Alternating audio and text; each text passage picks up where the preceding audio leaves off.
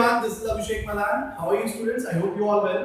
So आज हम बात करने वाले हैं class 10 subject maths chapter 7 that is coordinate geometry exercise 7.3.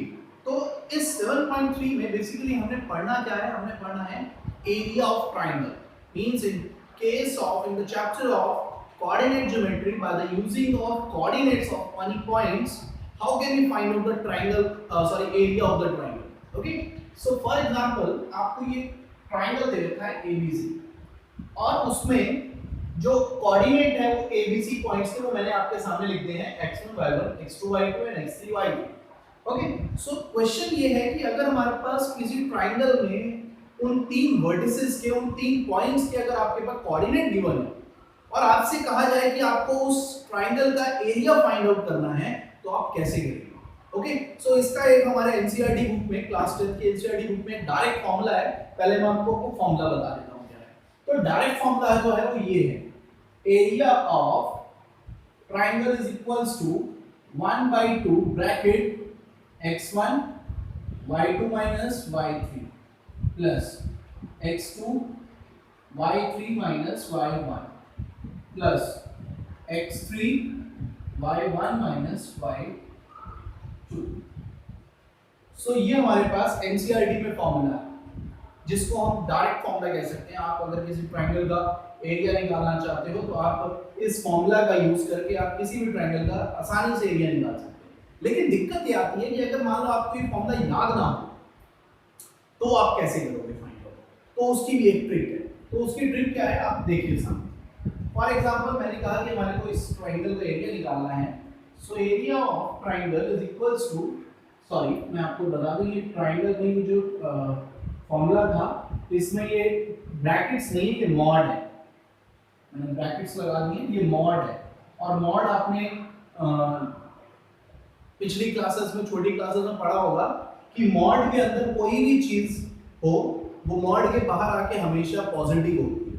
यानी कि अगर इस मॉड के अंदर इस पूरे एक्सप्रेशन को सॉल्व करके अगर कोई नेगेटिव क्वांटिटी भी मिलती है तो वो बाहर आके पॉजिटिव हो जाएगी. फॉर एग्जांपल कहने का मतलब है मेरा कि 1/2 अगर मान लो कोई कोऑर्डिनेट्स हैं जो मैंने इसमें वैल्यू रखी, वैल्यू रखने के बाद अगर आपके पास मान लो अंदर बचता है -12, पूरे एक्सप्रेशन को आपने सॉल्व कर दिया. एक्सप्रेशन सॉल्व करने के बाद आपके पास क्या बच रहा है -12. तो लेकिन ये जब -12 इस मॉड के बाहर आएगा तो ये +12 माना जाएगा. क्या माना जाएगा? +12. तो 1/2 12 इसकी कट जाएगी तो कितना आ जाएगा sec² यूनिट. इस तरह से होगी इक्वेशन. ओके, तो कहने का मतलब है कि मॉड के अंदर कोई भी अगर नेगेटिव क्वांटिटी हो तो वो जो बाहर आ जाती है तो वो हमेशा पॉजिटिव हो जाती है. ओके, तो अब हम बस चढ़ते हैं ट्रिक पे कि अब हमारे को अगर मान लो ये फॉर्मूला याद नहीं होता है जो एरिया ऑफ ट्रायंगल का एनसीईआरटी बुक में डायरेक्ट फॉर्मूला दे रखा है, अगर आपको ये फॉर्मूला याद ना हो तो हम किस फॉर्मूला से करेंगे तो वो देखिए. तो हमें एरिया ऑफ ट्रायंगल निकालना है. तो हमारे पास ट्रिक क्या है? 1/2 ये आपने मॉड खींचना है. अब ये जो कोऑर्डिनेट्स हैं ए बी सी के आपने वो यहां लिखने. किस तरह से लिखने हैं? x1 y1 x2 y2 x3 y3. ये a के कोऑर्डिनेट, ये b के कोऑर्डिनेट, ये c के कोऑर्डिनेट. अब इसके नीचे नीचे आपने x1 y1 को दोबारा लिखना है इस तरह से. बात समझ आई? आपने क्या करना है? 1/2 लिखना है, फिर मॉड लगाना है. मॉड के बाद वो कोऑर्डिनेट्स को लिख देना है x1 y1 x2 y2 x3 y3 x1 y1. इसको आपको लर्न करने की जरूरत नहीं, सिर्फ आपको माइंड में बिठाने की जरूरत पड़ेगी. ओके, आपने पहले a के कोऑर्डिनेट लिखे, फिर b के कोऑर्डिनेट लिखे, फिर c के कोऑर्डिनेट लिखे. c के बाद जो स्टार्टिंग कोऑर्डिनेट होगा यानी कि जो सबसे पहले लिखा होगा उसको आपको लास्ट में दोबारा लिखना होगा. ऐसा क्यों लिखना होगा? क्योंकि ये हम एक साइकिल बना रहे हैं, एनक्लोज साइकिल. क्योंकि जो हमारा ट्रायंगल होता है ये क्लोज्ड फिगर है. आपने जैसे 1 2 3 लिखा, जैसे मान लो ये 1 पॉइंट हो गया, ये 2 पॉइंट हो गया, ये 3 पॉइंट हो गया, 1 2 3. अब जब तक मैं 1 से 2 पे गया, 2 से 3 पे गया, 3 से मेरे को 1 पे दोबारा जाना पड़ेगा ना क्लोज बनाने के लिए. तो इससे पहले 1 कोऑर्डिनेट लिखा, फिर 2 लिखा, फिर 3 लिखा. 3 से अब दोबारा 1 पे जाएंगे तो 1 पे जाने के लिए उसको क्लोज करने के लिए हमारे को दोबारा से x1 y1 को लिखना पड़ेगा. क्यों लिखना पड़ेगा? क्योंकि ट्रायंगल एक क्लोज फिगर है और क्लोज फिगर में यानी कि दोबारा से वो साइकिल रिपीट करना है. बात समझे? तो यानी कि जो हमारा सबसे पहले कोऑर्डिनेट होगा वो लास्ट में इससे आएगा क्योंकि हमने 3 से दोबारा से 1 लिया. ओके, तो ये ट्रिक। अब बात करते हैं इसको आगे कैसे सॉल्व करेंगे। आगे कैसे सॉल्व करना है, 1/2 ये मॉड एज इट इज आएगा। अब सबसे पहले क्या करेंगे, इन दोनों की मल्टीप्लाई ब्रैकेट के अंदर x1 y2 आपने इन दोनों की मल्टीप्लाई करी, फिर क्या आएगा माइनस, फिर इन दोनों की मल्टीप्लाई x2 y1 हो गया, फिर बीच में प्लस आ जाएगा। पहले आपने इसकी इससे मल्टीप्लाई करनी है x1 y2 माइनस फिर x2 की y1 x2 y, ओके। फिर दोबारा से ब्रैकेट स्टार्ट होगा। अब क्या होगा, अब इसकी इससे होगी x2 y3 माइनस अब इसकी इससे होगी x3 y2 प्लस फिर दोबारा से ब्रैकेट, अब इसकी इससे होगी x3 y1 माइनस अब इसकी इससे होगी x1 y, मॉड बंद कर देंगे। तो ये हमारा जो फॉर्मूला बन गया, ये एरिया ऑफ ट्रायंगल का फॉर्मूला बन गया। इसमें आपको कोई भी याद करने की जरूरत नहीं है। और एक और चीज मजे की बात ये है कि अगर आप इस पूरे एक्सप्रेशन को सॉल्व करोगे ना, तो आपके पास यही एक्सप्रेशन लौट कर आएगा। बात समझे? तो आपको लर्न करने की जरूरत नहीं है, आपको समझने की जरूरत है कि आपको इस ट्रिक से कैसे फाइंड आउट करना है। और ये तो चलिए बात करते हैं, ये तो हमारा फॉर्मूला हो गया सिर्फ ट्रायंगल का, कि अगर आपको किसी ट्रायंगल का एरिया निकालना है ना, तो आप सिर्फ एक ट्रायंगल के लिए ये फॉर्मूला है।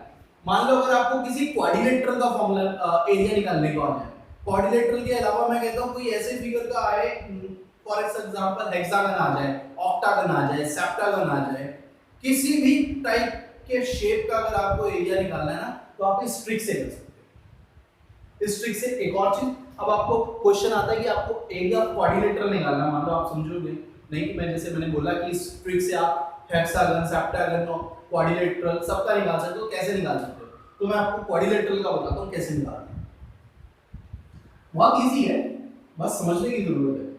सो फॉर एग्जांपल अगर आपको एरिया ऑफ क्वाड्रिलेटरल निकालना है तो 1/2, अब एरिया ऑफ क्वाड्रिलेटरल, क्वाड्रिलेटरल यानी कि चार वर्टिसेस होंगे, x1 y1 होगा, x2 y2 होगा, x3 y3 होगा और x4 y4 होगा। चार कोऑर्डिनेट्स होंगे ना, तो हमारे पास आ गया x1 y1, x2 y2, x3 y3, x4 y4, चार कोऑर्डिनेट हो गए। अब क्वाड्रिलेटरल की क्या है, क्लोज फिगर है, तो 4 से हमें दोबारा से 1 पर जाना पड़ेगा, तो दोबारा से हमारे को x1 y1 लिखना पड़ेगा। ये बंद कर दिया हमने इसे, ओके। अब फिर वही प्रोसीजर चालू हो जाएगा, इसकी इससे मल्टीप्लाई, जैसे 1/2 मॉड, पहले इसकी इससे मल्टीप्लाई होगी तो क्या आएगा x1 y2, फिर माइनस, फिर इसकी इससे मल्टीप्लाई होगी तो क्या आएगा x2 y1। इस तरह से करते रहेंगे फाइंड। मान लो अगर आपके पास अब आ जाए कि पेंटागन है, पेंटागन में 5 वर्टिसेस होंगे यानी कि 5 कोऑर्डिनेट्स आएंगे, तो उसका कैसे निकालोगे? तो x4 y4 के बाद आप x5 y5 और लिखकर उसके दोबारा से x1 y1 आ जाएगा। इस तरह से आप दोबारा करते रहोगे तो आपके पास पेंटागन का एरिया आ जाएगा। हेक्सागन का है तो हेक्सागन में 4 कोऑर्डिनेट, सॉरी 6 कोऑर्डिनेट्स होते हैं, तो 6 कोऑर्डिनेट्स में तो आपका x6 और y6 भी आएगा। तो x5 और y5 के बाद आप x6 y6 लिखोगे, दोबारा से आपको x1 y1 लिख देना पड़ेगा, फिर उसी प्रोसीजर को आप फॉलो करोगे, ओके। तो इस तरह से हम किसी भी तरीके के शेप का एरिया निकाल सकते हैं। तो इसके लिए हमारे को किसी भी फॉर्मूले को लर्न करने की जरूरत नहीं, okay. So let's see the question number first of exercise 37.3, okay. So see this question number first, find the area of the triangle whose vertices are 2, 3, -1, 0 and 2, -4। अब आपको क्या दे रखा है, ये आपके पास एक ट्रायंगल है, मान लो A, B and C। हम कोऑर्डिनेट मान लेते हैं 2, 3, B के मान लेते हैं -1, 0 और इसके मान लेते हैं 2, -4। मान लेते हैं ये x1 y1 है, ये x2 y2 है और ये x3 और y3 है, और हमें फाइंड आउट करना है एरिया ऑफ ट्रायंगल। तो मैं उस ट्रिक से करूंगा, फॉर्मूला में तो आपको डायरेक्ट वैल्यू पुट करनी है, आप खुद भी कर सकते हो। मैं आपको ट्रिक से एक बार समझा देता हूं कि ट्रिक के थ्रू हम कैसे फाइंड आउट करेंगे, okay. So area of triangle AB C 1/2 mod x1 y1 के कोऑर्डिनेट आएंगे। जैसे हम x1 y1 लिखते थे ना, तो अब x1 y1 के कोऑर्डिनेट लिखेंगे 2, 3, कॉमा नहीं लगाना है यहाँ पे, सॉरी मैंने कॉमा बोल दिया। फिर है x2 y2 that is -1, sorry again comma बोल रहा हूँ 0, x3 आ जाएगा 2 एंड -4। अब हमें इसको दोबारा से रिपीट करना है क्योंकि x1 y1 कोऑर्डिनेट लास्ट में भी आते हैं, तो इससे x1 y1 कोऑर्डिनेट आपके 2, 3 दोबारा से आएंगे। ओके, अब हमें मल्टीप्लाई करनी है, so it will be 1/2 mod bracket, कैसे मल्टीप्लाई करेंगे, 2 की 0 से मल्टीप्लाई होगी, क्या आएगा 0, फिर माइनस आता है, फिर इसके बाद 1 -1 की 3 से होगी तो क्या आएगा -3। अब यहाँ पे माइनस ऑलरेडी से है और -3 आगे आना है, तो ये क्या बन जाएगा +3। ओके, फिर प्लस आता है, फिर ब्रैकेट, अब क्या होगा -1 की -4 से, तो माइनस माइनस प्लस 1 into 4 4, फिर माइनस, फिर 2 की 0 से जाएगी तो क्या आ जाएगा 0, देन प्लस, फिर ब्रैकेट 2 की 3 से होगी कितना आएगा 2 3 6, माइनस 2 की -4 से होगी तो कितना आएगा माइनस का 8, लेकिन माइनस ऑलरेडी है यहाँ पे, तो माइनस माइनस प्लस हो जाएगा, कितना जाएगा +8। ये हमने मॉड लगा दिया, बंद कर दिया। ओके, सो कितना आ जाएगा 1/2 मॉड 0 + 3 3 + 4 + 14, तो ये हो जाएगा आपके पास 1/2 मल्टीप्लाई बाय कितना आ जाएगा 7 + 14 21, तो ये आ गया आपके पास 21/2 स्क्वायर यूनिट। स्क्वायर यूनिट लगाना जरूरी है क्योंकि एरिया जो होता है वो स्क्वायर यूनिट्स में आता है। ओके, तो ये हमारा एरिया आ गया। इसी तरह से जो इसका सेकंड पार्ट है उसी की भी हम ऐसे ही कर लेंगे। ओके, सो आई होप कि आपको ये समझ आया हो और आप इसका सेकंड पार्ट इसी तरह से आप कर सकते हैं।